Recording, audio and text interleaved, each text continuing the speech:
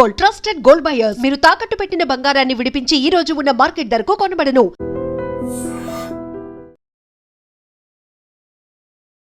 నమస్తే, welcome to I dream. Generally ఏదైనా crime incident జరిగినప్పుడు, ఏదైనా మర్డర్ జరిగినప్పుడు, ఇంకోటి జరిగినప్పుడు ఫస్ట్ పోలీసులు వస్తారు. ఆ తర్వాత ఆ కేసు ఏడికి పోతుంది? జనరల్లీ అడ్వకేట్ల దగ్గరికి పోతుంది. కానీ అసలు అడ్వకేట్లకే ఇబ్బంది వస్తే, అడ్వకేట్లే ధర్నాకు దిగితే ఏంది పరిస్థితి? మరి ఏడ బతుకుతున్నాం, ఏమైతుంది అర్థం కాని సిచ్యువేషన్. యాక్చువల్లీ ఒక ల్యాండ్ ఇష్యూలో సొంత అన్ననే చెల్లిని చంపిండు. ఆమె తీరా చూస్తే అడ్వకేట్. ఎక్కడ అంటే చేవెళ్ళ బార్ అసోసియేషన్ లో ఆమె అడ్వకేట్ గా ఉన్నారు. ఆమె పేరు వచ్చేసి స్వప్న. కళ్ళ ముంగట్నే తల్లి ఉంటది, తల్లి కళ్ళ ముంగట్నే బిడ్డను చంపినరు, అది కూడా అన్ననే అని తల్లి ఏకంగా చెప్తోంది.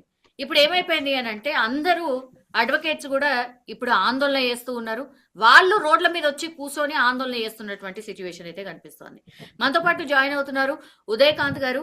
మీరు అందరికీ తెలిసిందే, కాంగ్రెస్ పార్టీకి సంబంధించిన యాక్టివ్ పొలిటీషియన్ అనొచ్చు, as well as basically advocate. ఒకసారి మాట్లాడదాం, మరి వాళ్ళకే ఇబ్బంది వస్తే ఏం చేస్తారు, ఏమైతుంది అని.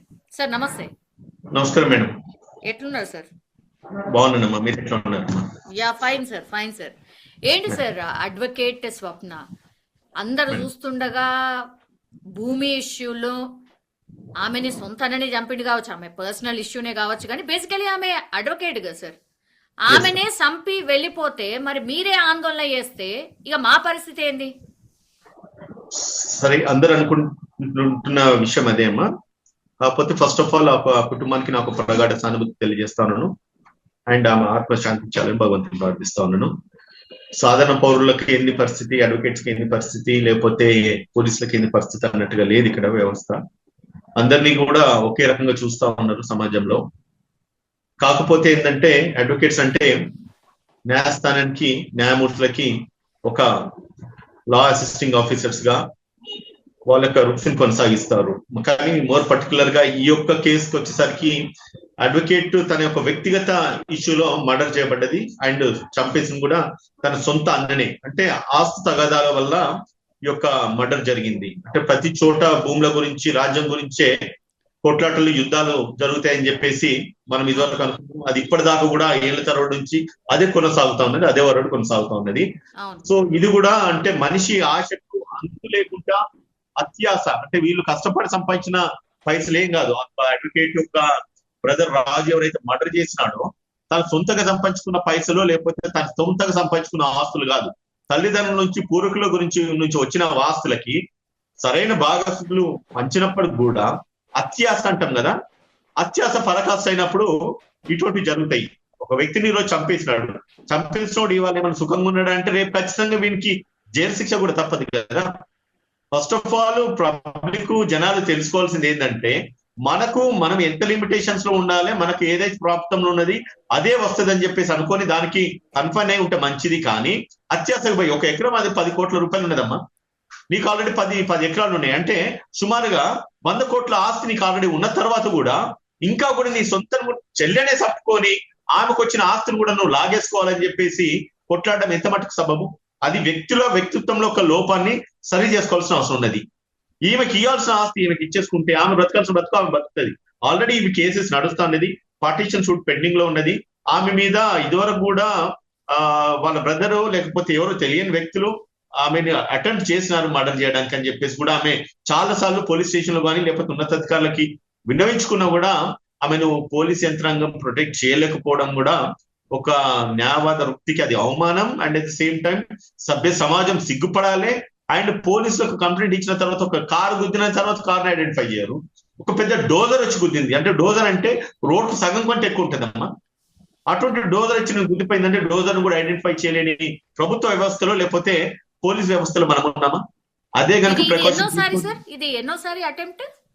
నాకు తెలిసి ఇది 3వ అటెంప్ట్ అనుకుంటా. నేను డే లైట్ మర్డర్. ఇది ఒక వ్యక్తిని కత్తితో పొడిచి, తల్లి చూస్తుండగానే కత్తితో పొడిచేసి అండ్ దాని తర్వాత ఆమె తల మీద రాయితో బాది చచ్చిపోయేంత వరకు. అంటే నిన్న వాళ్ళ ల్యాండ్ సర్వే ఉందంట, సర్వే చేస్తే ఎక్కడ ఆమెకు ల్యాండ్ డిక్లేర్ అవుతుందని చెప్పి ఒక ఆలోచనతో ఆ సొంత అన్ననే మనుషులను పెట్టేసి కత్తులతో దాడి చేయించేసి మాస్క్ వేసుకొని ముసుకేసుకొని వచ్చేసి చంపేసి పారిపోయిందని చెప్పి అంటా ఉన్నారు.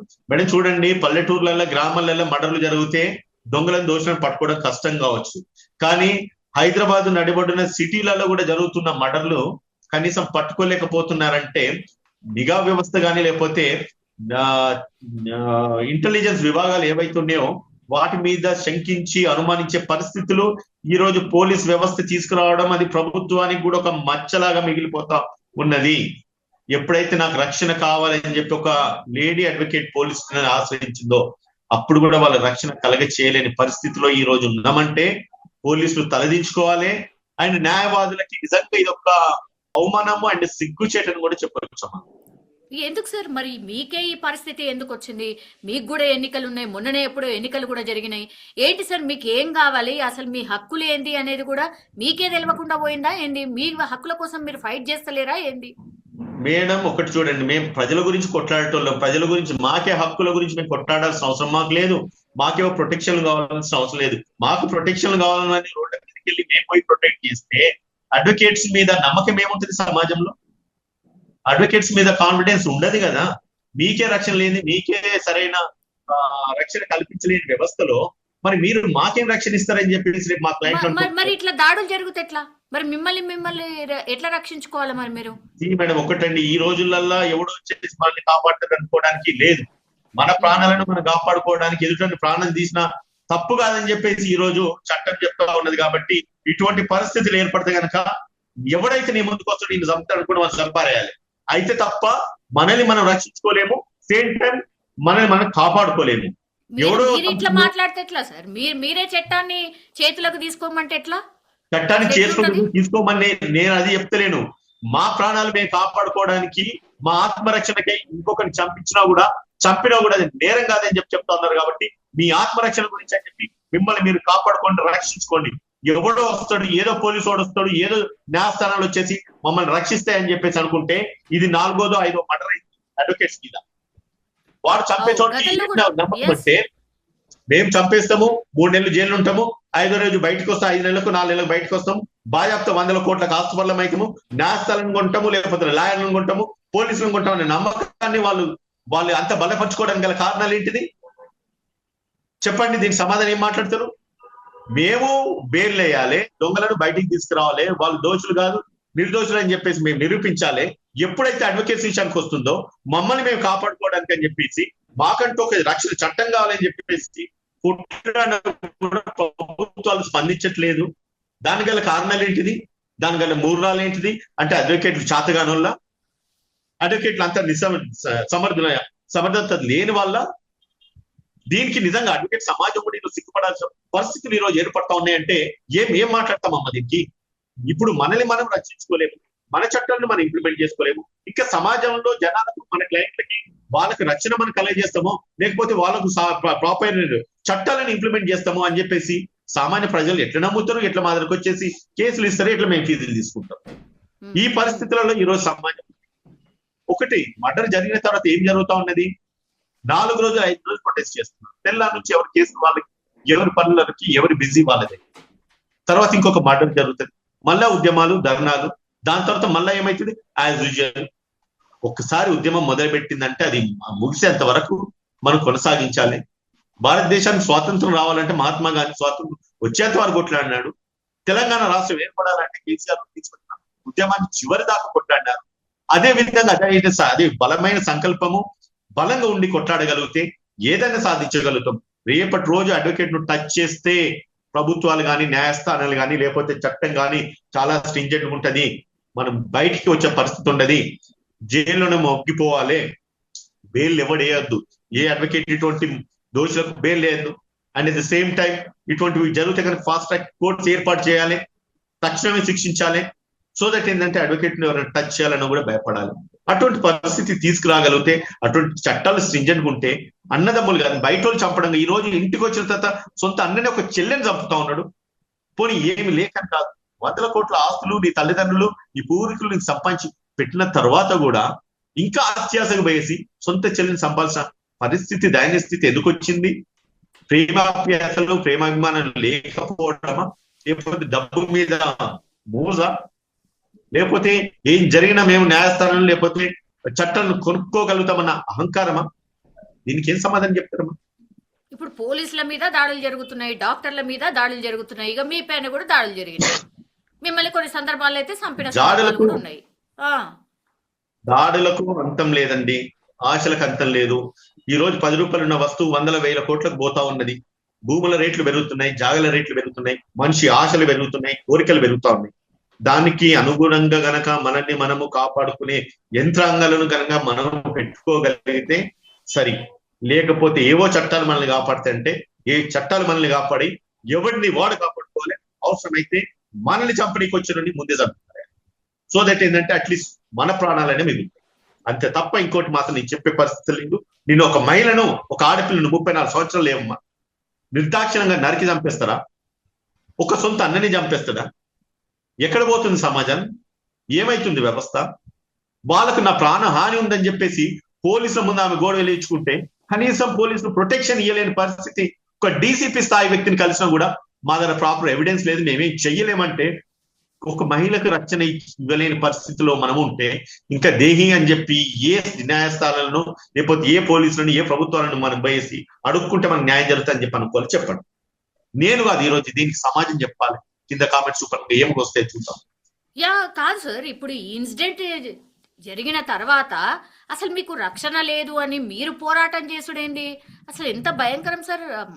అసలే మంచిగా అనిపిస్తలేదు అసలు చూసేటోళ్ళకి, వినేటోళ్ళకి కూడా. అదేంటి కేసులు వాదించేటోళ్ళే మీరు, మీకే రక్షణ లేకపోతే ఇక మాలాంటి వాళ్ళు ఏం రావాలి మీ దగ్గరికి వచ్చి ఏం కేసులు వాదించుకోవాలి? బెస్ట్ కదా సార్. కేసులు వాదించడం అనేది దూరం మాట మేడం, కానీ మనల్ని మనం కాపాడుకోవడం అనేది ఈ రోజు ప్రైమరీ అయితా ఉన్నది.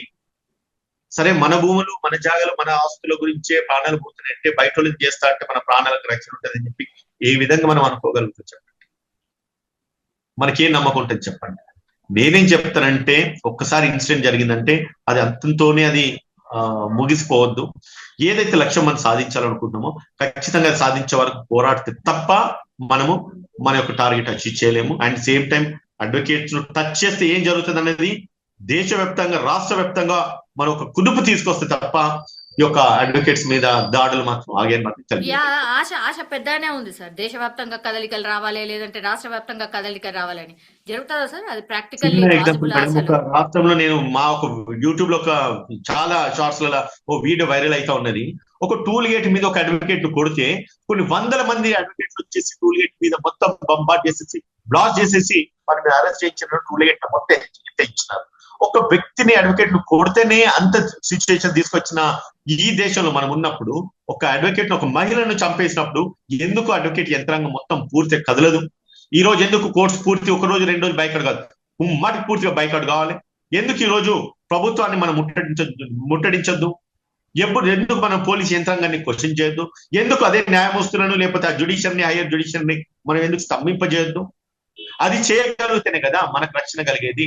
అది చేయగలుగుతేనే కదా అడ్వకేట్స్ ఒక విలువ ఏంటో తెలిసేది. అది చేయగలుగుతేనే కదా రేపు ఇంకోటి ఎవరైనా మన మీద దాడి చేయడానికి భయపడేది. ఈ రోజు జరిగింది అది ఈ రోజుకో రేపటికో, లేకపోతే ఈ రోజు హైకోర్టు ఏదో 130కి ఏదో ధర్నా అని చెప్పి పెట్టిండ్రు, ప్రొటెస్ట్ చేస్తున్నారు, వాళ్ళు ఏదో చేస్తా ఉన్నారు. ఈ ఒక్క రోజుతో ముగిసేది కాదు కదా. Till we achieve our goal we should definitely fight. మీ గోల్ ఏంటి మరి? మీ గోల్ ఏంటి? అల్టిమేట్ గోల్ ఫస్ట్ ఇన్స్టాన్స్ లో మనల్ని మనం రక్షించుకోవడానికి మనం ఏం చేయాలనేది ఖచ్చితంగా ఒక ఆబ్జెక్ట్ ని మన సెల్ఫ్ డిఫెన్స్ కింద మన ప్రాణాలను రక్షించుకోవడానికి మనకు కావాల్సిన ఆయుధాలను ప్రభుత్వాలు సమకూర్చాలి. ఇది నా ఫస్ట్ ఎయిమ్. అండ్ దాని తర్వాత పోలీసులకు ఆయుధాలు ఉంటాయి, పొలిటీషియన్స్ కు గన్మెన్లు ఉంటారు, న్యాయం కోసం కొట్లాడే న్యాయవాదులకు ఆయుధాలు ఉంటాయి. వాళ్ళు చంపినా కూడా మేము చచ్చిపోవాలి. ఏ కేసు చేయాలంటే జ్యుడిషియరీని నడిపించేది న్యాయవాదులే. ప్రభుత్వాలకు ఏమైనా జరిగిందంటే కొట్లాడేది ప్రభుత్వం, మధ్యవర్తిత్వం చేసేది న్యాయవాదులే. ఇటువంటి న్యాయాన్ని కాపాడే న్యాయవాదులు కనీసము మినిమం ఒక ఆర్మ్డ్ వెపన్ అన్న ఇచ్చే విధంగా ఈ రోజు చట్టాలు తీసుకురావాలి. సో దట్ ఏంటంటే అట్లీస్ట్ మా ప్రాణం మీదకి వచ్చినప్పుడు మా ప్రాణ రక్షణ, ఆత్మరక్షణ గురించి అని చెప్పి మేము ఎదుటోళ్ళ మీద దాడి చేయడానికన్నా సిద్ధంగా ఉండే విధంగా కనుక ఈ యొక్క ప్రభుత్వాలు కానీ లేకపోతే న్యాయ వ్యవస్థ కానీ ఒక విసులు పాటిస్తే కనుక తప్ప ఇటువంటి మర్డర్లు మాత్రం ఆగాయని చెప్పి చెప్తాం. కాదు సార్, ఇది పర్సనల్ కేసు కింద చూస్తున్నారా, లేకపోతే న్యాయ వ్యవస్థ దాడి అంటే న్యాయ వ్యవస్థ మీద జరిగిన దాడి లెక్క చూస్తున్నారా? ఆమె న్యాయవాది కాదా? పర్సనల్ కేసు అయినప్పుడు ఆమె న్యాయవాది కాదా? ఆమె కేసు ఆమె వాదించుకోద్దా? ఆమె ఆత్మలు, ఆమె ప్రాపర్టీ ఆమె రక్షించుకోద్దా? ఆమె ప్రాపర్టీ ఆమె కాపాడుకుంటా, ఆమె న్యాయవాది అయితేంది, లేకపోతే ఒక కామన్ విమెన్ అయితే ఏంటిదమ్మా? Is it not? యా అంటే న్యాయవాదుల కంటే ఆస్తులు ఉండవా, తగాదాలు ఉండవా? వాళ్ళ ప్రాపర్టీస్ వాళ్ళు ప్రొటెక్ట్ చేసుకోద్దాం. Why should you consider as a common woman? She's an advocate అండి. ఆమె సర్వే పెట్టుకున్నప్పుడు పట్టబగలు చంపేస్తారమ్మా ఆమెని. అంటే అలుసు మనం ఇస్తున్నామా, ఆఫీసులు పాటిస్తున్నామా? అవునవును, గతంలో కూడా ఇట్లాంటివి జరిగినాయి. మర్డర్ కూడా జరిగింది. వామన్ రావు కేసు ఒకసారి తీసుకోండి, అక్కడ కూడా జరిగింది. మరి మీకు న్యాయం జరిగిందా? వైఫ్ అండ్ అప్పుడే హస్బెండ్ నడి రోడ్ మీద గనక స్పీడీ డిస్పోజల్, ప్రాపర్ జస్టిస్ తొందరగా అందే విధంగా గనక చట్టం గనక ఉంటే గనక ఈ రోజు ఇంకొన్ని మర్డర్లు మనం ఆపేటోళ్ళం కదా. ఈ రోజు అడ్వకేట్ నా సొంత పనులు నేను చేసుకోవడానికి, నా ప్రాణానికి రక్షణ లేదన్నప్పుడు ఇంకొక 4 పనులు లేకపోతే 4 క్లయింట్ యొక్క కేసులు వచ్చినప్పుడు చేసుకోవడానికి ఏ అడ్వకేట్ సాహసిస్తాడు? ఏ అడ్వకేట్ ధైర్యం సరిపోతుందమ్మా? గత్యంతరం లేక కేసులు తీసుకొని ఏదో ఫీజుల గురించి అని బతకాలనా? ప్రాణాలు చేతులు పెట్టుకొని బ్రతకాలనా? ప్రాణాలు త్యాగం చేసుకుని ప్రాణాలు బలి చేసుకోవడానికి అడ్వకేట్లు బతకాలనా? మరి ఎట్లాంటి చట్టాలు కోరుతున్నారు? మీకోసం అంటూ చట్టం దేవాలి అంటే ఎట్లా నేను ప్రతి లాయర్కు గన్ ఇవ్వాలి, పోలీస్ ప్రభుత్వాలు ఇవ్వాలి. వాళ్ళ ఆత్మరక్షణ గురించి వాళ్ళని కాపాడుకోవడానికి ఆర్మ్డ్ లైసెన్స్లు ఇవ్వాలి. అది మ్యాండేట్ చేయాలి. సో దట్ ఎవడన్నా మనం చంపాలి. అది చేయగలిగితే తప్ప మన ప్రాణాలకి ఎటువంటి రక్షణ ఉండదు. నువ్వు చచ్చిపోయిన తర్వాత చట్టాలు రావాలి, చట్టాలు పనిచేయాలనుకుంటే ఇంకా మన చనిపోయిన తర్వాత ఇంక చేయడానికి ఏమున్నదమ్మా? ఎన్ని చట్టాలు ఏం పని చేస్తే ఏం లాభము? సచ్చేటోళ్ళు చస్తూనే ఉన్నారు, చంపేటోళ్ళు చంపుతూనే ఉన్నారు. మనమే మనం రక్షించుకోవడానికి ఫస్ట్ మనకు కావాల్సిన ప్రికాషన్స్ మనం తీసుకోవాలి. దాని తర్వాత చూద్దాం చట్టం ఏం పనిచేస్తుంది. ఈ రోజు అడ్వకేట్ ప్రొటెక్షన్ యాక్ట్ రావాలి, ఫాస్ట్ ట్రాక్ కోర్టులు రావాలి. దాని తర్వాత నేరం చేసిన దోషులను వెంటనే శిక్షించాలి. చచ్చిపోయినాడే చచ్చిపోతాడు, చచ్చిపోయిన కుటుంబాలను ఏడ్చుకుంటూ కూర్చుంటారు. దాన్ని మధ్యలో పెట్టుకొని అడ్వకేట్స్ అందరూ కూడా కొట్లాడతారు, మాకు ప్రొటెక్షన్ యాక్ట్ రావాలని. ఇంకా చచ్చిపోయిన తర్వాత ఇంకా ప్రొటెక్షన్ యాక్ట్ ఎందుకు? చావక ముందు ఏం చేయాలనేది చూసుకోవాలి. అవసరమైతే ఎవడైతే మన కంపెనీ కోసం వాళ్ళ ముందే వేసుకోవాలి, సెట్ అయిపోతుంది వ్యవస్థ. మీకోసం అంటే ఒక గవర్నెన్స్ బాడీయో లేకపోతే మీకోసం ఫైట్ చేసే వ్యవస్థను మీరు ఏదో ఏర్పాటు చేసుకోవట్లేదా సార్? ఈ బార్ కౌన్సిల్ ఎన్నికలు మొన్ననే కదా జరిగినాయి. అది కూడా సేమ్ పొలిటికల్ ఎలక్షన్స్ లాగానే జరిగినాయట. ఏం సార్ గింత వ్యవస్థను గట్లెందుకు మార్చుకున్నారు అసలు మీరు? ఇప్పుడు గట్లెందుకు మార్చుకున్నామంటే వ్యవస్థలో జనాలు ఉన్నారు కాబట్టి వాళ్ళు మార్చారు. అది నేను మార్చింది అన్నది కాదు. ఏదైతే ఆనవాయితీ కొనసాగుతా ఉన్నదో ఓట్లు అని చెప్పేసి అదే అడ్వకేట్ వ్యవస్థ కూడా వ్యాపించిపోయింది. ఓకే, దాంట్లో ఎటువంటి సందేహం లేదు. అండ్ దాని విషయంలో ఇప్పుడేమి మనము దాంట్లో కాంప్రమైజ్ అయ్యేది దాని తీసుకోవాలి రావాల్సిన నెసెసిటీ కూడా ఇక్కడ లేదు. విన్నారమ్మా?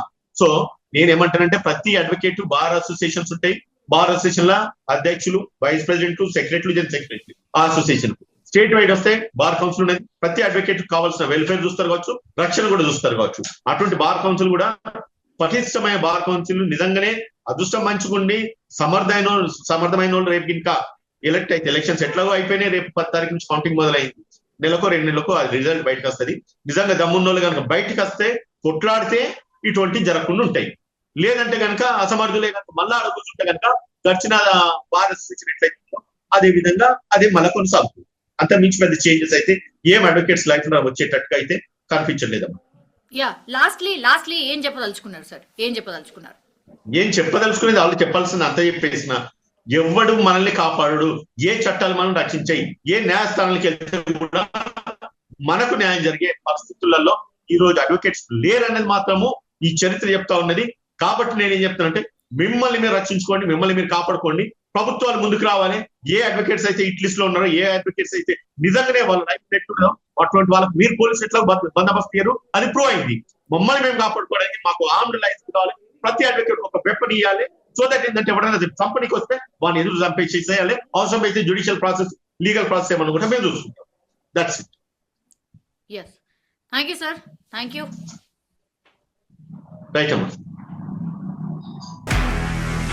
నిజంగా ప్రస్తుతం ఉన్నటువంటి సమాజం దేనికి ప్రయారిటీ ఇస్తుంది? ఆర్థిక సంబంధాల చుట్టూ మాత్రమే తిరుగుతుంది. మళ్ళీ ఎన్నికలంగానే చాలా విరక్తి కలుగుతాను. మంచి అనిపిస్తుంది కదా, లేడీస్ కూడా ఛాలెంజింగ్ జాబ్స్ చేసినప్పుడు చాలా బాగుంటది. ట్రాఫిక్ అసిస్టెంట్స్ గా నియమించిన ట్రాన్స్జెండర్స్ అందరితో సాల్యూట్ చేయించుకుంటున్నారు. ఫుడ్ డెలివరీ ఇవ్వటానికి వెళ్ళినటువంటి డెలివరీ బాయ్ అనిల్ పై కళ్ళ ముందు